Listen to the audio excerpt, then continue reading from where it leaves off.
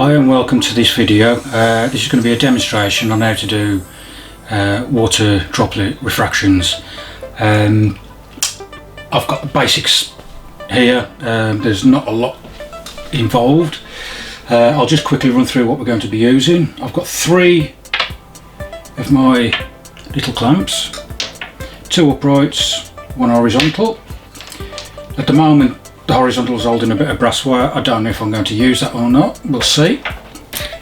1 syringe for water droplets, 1 tub of dandelion seeds, 1 torch, 1 slightly brighter torch, plain water, as you can see there, H2O, some foam that I'm going to be using as diffusers for the torches, just to soften the light down a little bit if it needs it, extension tubes and various printouts of different pictures. The lens I'm going to be using is actually on the camera at the moment. It's my 24-70. Just basically going to attach it to extension tubes, nothing more than that, nothing complicated. I'll start setting things up and we'll see how it goes.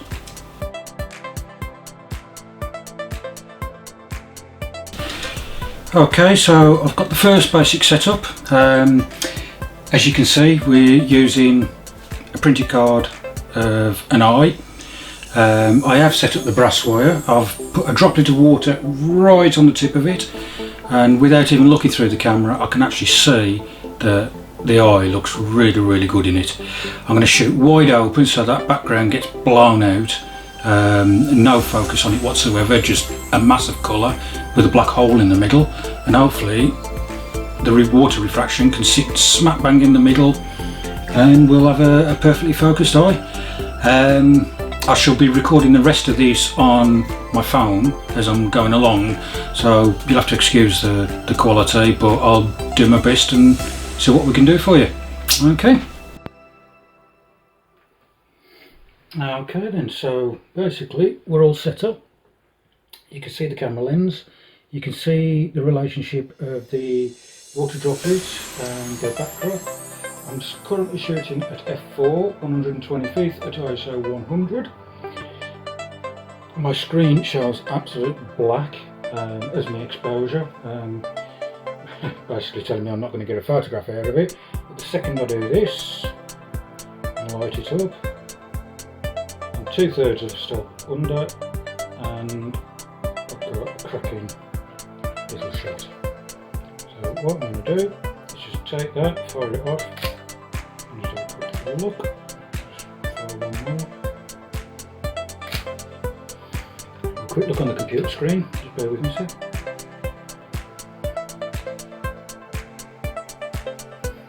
All I'm doing at the moment is checking for focus. So I'm just going to have a look on the computer screen because I'm tethered to the computer at the moment, so I can actually see what I'm doing. Yep, I think that'll be spot on. But what I do want to do is forward if I can. So now what we're doing is adjusting the settings just so I can see. I'm actually shooting.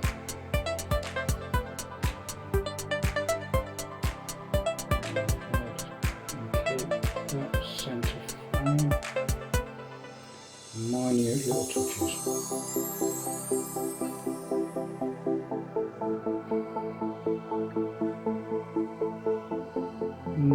Better. Not entirely happy with it. I was wondering about this wire, and the wire does look a bit naff, to tell you the truth. Let's just have a quick look, just use this one for checking everything. Drop the 24.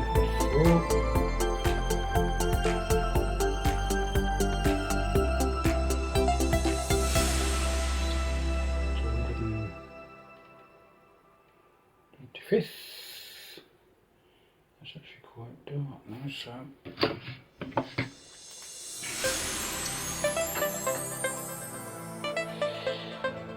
Better.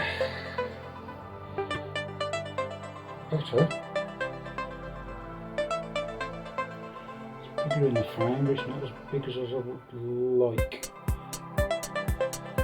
And I don't like that wire. Don't like that wire at all, so I'm going to stop the video now and I'm going to swap that out for a Dandelion clock. Right, so I've reset up, and basically you're looking at my computer screen now, which I'm actually streaming to directly from the camera, and that's what we've done. Ignore the camera settings at the moment. I mean, yes, f4 is what we're going to be using, ISO 100 is what we're going to be using, but 0.8 of a second is not. We're going to be back up to 125th of a second. So I just thought I'd show you this just so you can see what the camera's actually seeing at the moment. So I will take you back over to the setup and we'll start shooting. Right, so basically the setup is exactly the same, apart from using now a dandelion seed. There's no water droplet on it. I'm about to put that on now. We've got here the syringe with just a little bit of water in. You don't need a lot. I've had to raise up the background and raise up the dandelion clock because when I was using the horizontal one with the dandelion clock in, the actual jaws were coming into the shot and I didn't like how much I'd have to crop to get rid of it. So I've now put it on an upright one, which is this one here. It isn't in the shot at all, so hopefully I won't have to crop anything and we'll be able to maintain detail. So I'm just going to drop the drop in.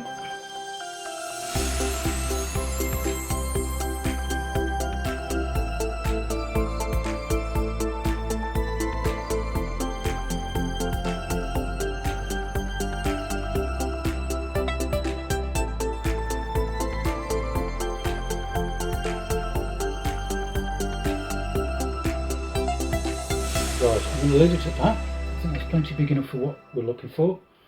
Let's just do a bit of tweaking on the focusing. Right, so try to move the camera back a little bit.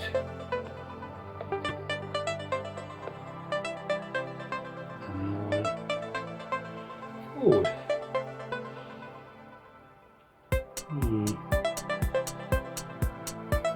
I'll just slightly adjust it so the central shot.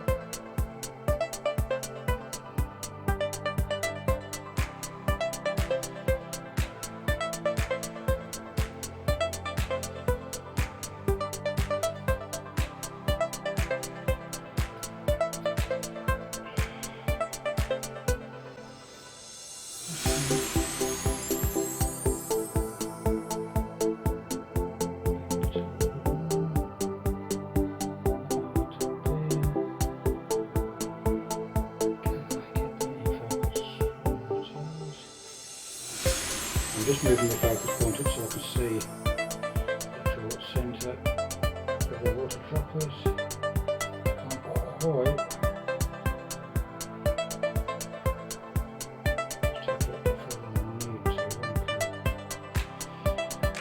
It's so bad at this magnification because it's all just wobbly. And the further I move it to the right,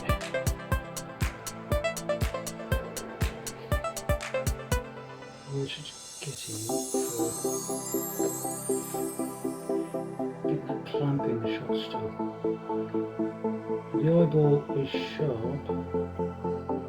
You have to forgive me if the lights start flickering because it's just started flashing outside. That's what we're due for a thunderstorm. Anyway, I'm going to give that a go. It means I've got to do a little cropping or clowning to get rid of part of it. But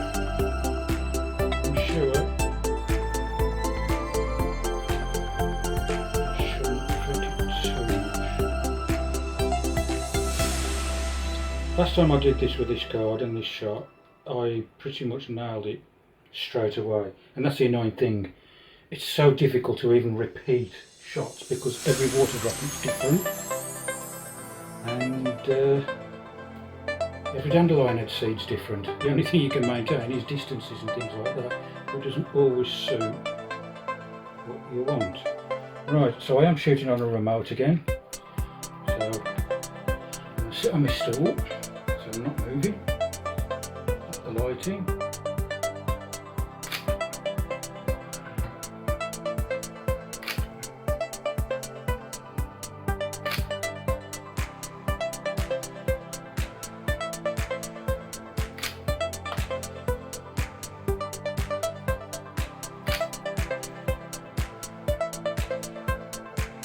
And if you do play the light position, you can get all sorts of different effects. I've just done one where I've bounced the light off the actual Dandelion clock just to show you what I was talking about in the last video.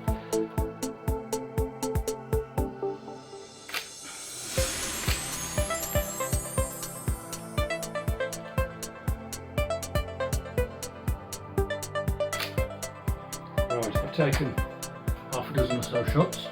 I'm going to leave it at that. I'm going to go back to editing. So just bear with me while I transfer over to the computer and we'll see you there in a second. Right, so the pictures are now on the computer. I've just opened Lightroom. I'm just about to import them. So we'll go find them. So there we go, macro demo shots. No, that's not the one. Demo Dandelion shots, there we go. As you can see, that's straight out of camera. They are JPEGs. I never shoot in JPEG. For some reason the camera's decided to change everything from RAW to JPEG. So that's all we've got. So they're all selected. So you can see what we've got: 4, 8, 12, 16 shots. Let's import them all.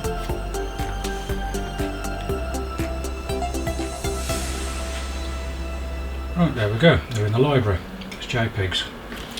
So usually all I do is I'll have a quick scan through.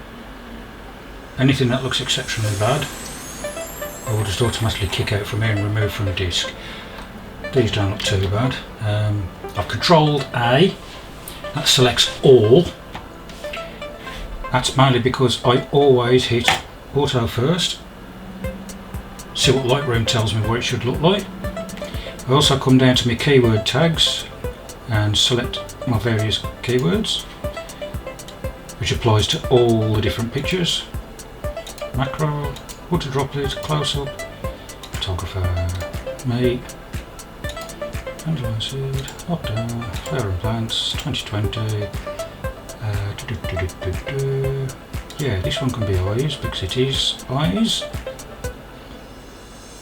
So that'll pretty much do it. So that's all selected. Don't need the rest. So what we'll do, Control A again, and then we're going to develop. Now I'm going to put screen capture on, so you can actually see what I'm doing. Let's get Lightroom up, screen capture, start recording. Right, and here's the first image. Hopefully all this ties in together when we're looking at the video on YouTube. As you can see, there's your wire and the water droplet. It's just slightly out, so it's not brilliant. I mean, I didn't particularly like the wire anyway. For me, it did nothing for the shot, so I'm going to reject that one and go to the next one. And I think that one, yeah, it's pretty much the same. Now, what I didn't use on any of the shots was my diffuser, mainly because I was thinking more about the video than what I was actually doing, and that's what happens there. These highlights, they're terrible. If I'd used a diffuser, that would have got rid of those hot spots and really dulled it down. So again, another reject. Might mess up, but you know, I know what mistakes I've made and I always learn from them. So here we go, I've changed it for a dandelion clock. Dandelion seed, I've got to stop saying clock. Now this was my first test shot. Again, we've got sharp focus in there, nothing brilliant.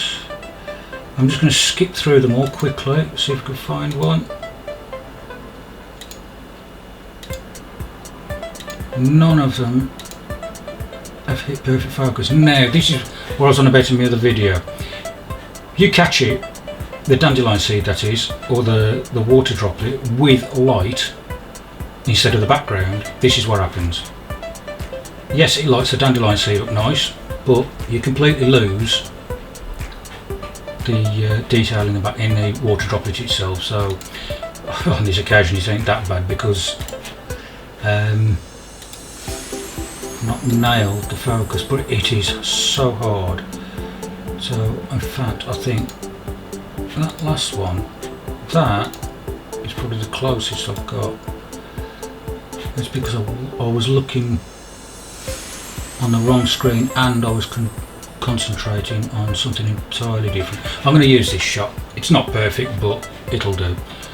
So first things first, let's get this thing cropped. So get rid of that distracting.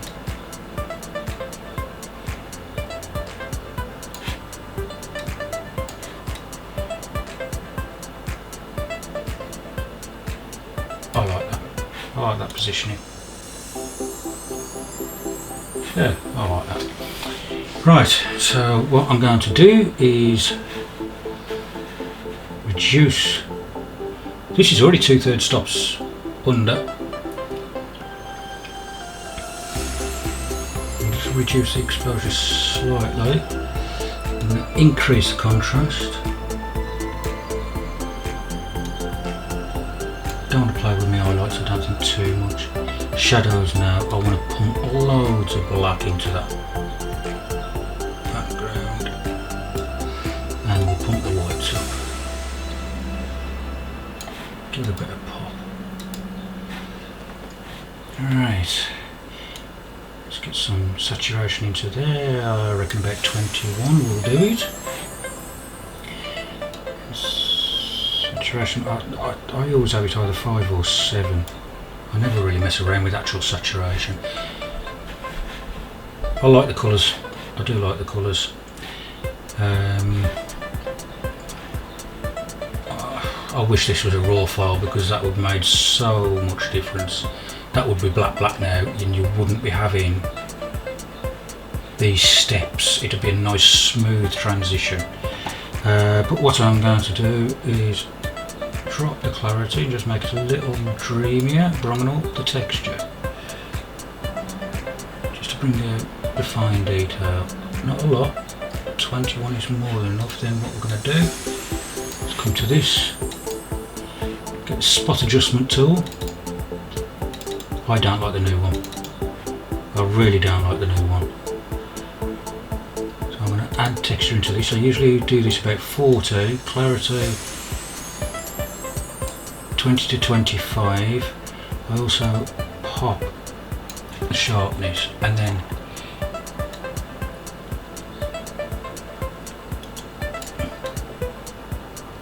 see what we can come up with. This is purely to make this stand out. I'm going to bring up the shadows slightly just to make that happen. But I want to pop a bit more into those blacks because there we go. I don't think I want to do anything else to that. Let's just broad it out now. I mean, if that was raw and in focus, that'd look really good. What I will do is I will show you the original shot I did of this and the difference it makes when you actually get it right. I mean, normally I spend 3 or 4 hours trying to get this right. I spent about half hour setting this up. I've obviously messed up the focusing, but there you go. What can you do apart from do it again? Usually pop in that because occasionally on these you can get a little bit of discolouring on the edges because of the very nature of them. Detail, always 50-50. My personal preference. I know a lot of people don't. Now if you use the masking, excuse me, if you click on it and press Alt, that happens. If you slide the slider, you can bring it so you can choose what it sharpens. Now anything in white is what will come up sharper or appear sharper, because all it does is increases the contrast at the edges. Anything in black won't be touched, so you've got no fear of bringing up noise in the smooth tone background if it was a raw file. Obviously JPEG, that's not going to happen. So that's sharpened this up generally without going over the top. Do we need noise reduction? No, I don't think so. I think that's alright. I mean, it's ISO 100 anyway. I mean, yes, okay, I've done a crop, as you can see there. I'd like to have kept more colour in that. I'd also like to have kept it all central. I like this blue. That could be a job for Photoshop. For this tutorial, we'll leave it as it is. As you saw, I can just play about with the actual colours. If you click the, rather than using these, if you click these, this, and then bring it over to where you want, and then hold it down and then slide up and down, you can adjust localised colours. It's like there, I can bring in the green into that edge because I'm making it darker, and it balances it out. It's okay, I suppose.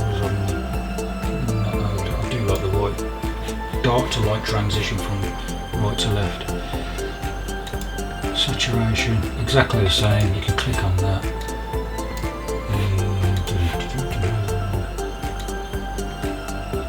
Take the saturation out, the saturation in, depends on what you want. Yeah, it's a slight increase. I want to pop my blues because the blue in the eye is contrasting with the rest of the picture and I quite like it. Same with the aqua. What I don't want to do is start making a mess, because you overdo it and it can make a real mess. Does this work? It muddies the colours a little bit. No, zero that. Don't like it. Let's have a look. I might actually go back to the lighter exposure. Increase contrast. Help. I don't think that's too bad. I mean, the Instagram's telling me it's complete nonsense, but there you go. Just bear with me a second. White is on plus 51. I'm just going to try something. Again, if you click on that and press Alt, it will show you where it's starting to burn. There's a couple of dots there. If I take it up, you'll see it increases, and that means it's burnt out, as you can see there. If you take it down, it dulls the picture. So I'm going to leave that at 51, so we'll just go back to the contrast. Click it there, it automatically goes back to its previous level. Minus 19, right, okay. Verify or click. No. Again, go back to that, it gets rid of that action. This is what Lightroom's all about, for those who aren't used to using it. There's a load of sliders there, just play. Seriously, just play. It doesn't hurt anything, especially if it's a raw file. I mean, Photoshop is brilliant for raw because obviously your layers non-destructive. JPEGs generally haven't got the range to even warrant putting in Photoshop, in my opinion. I know there's people out there who love JPEGs. That's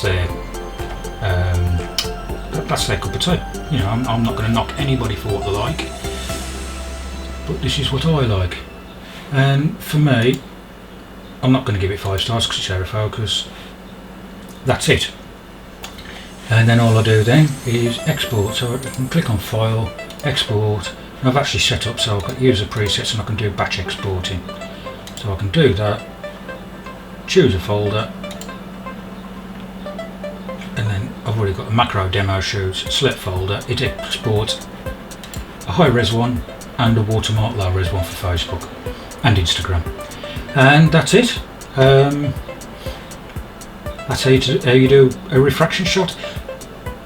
Biggest tool that's useful to you is patience. if you ain't got patience, you ain't going to like this type of photography. Like I say, normally I'd spend 3-4 hours just setting it up and getting it absolutely bang on. My major issue is I'm in my bedroom, it's a thick carpet, I'm on a little stool, I'm on a tripod, I've got my table. If I walk, everything shakes. That's why earlier I sat on my stool with a remote. Get everything as solid as you can, and then, you know, pretty much you've halved your problems. Your other big problem is patience, and you do tend to give up quite easy. I know I did. It's took me weeks and weeks and weeks to get to know what I'm doing so I can do it quicker each time, and I'm still looking at 3 to 4 hours to get how I want it. But like that setup now, if I wanted different shots, all I've got to do is swap out the card and I've got a different background. I've got a totally different look altogether. So go and have a play. You know, you've got the tools for it. All you might need is some extension tubes. If you've got extension tubes, great. If not, get some. That's all you need, and a torch and something to hold your bits and pieces with. And if you want any dandelion seeds, let me know and I can send you some. Okay, we'll see you next time. Cheers.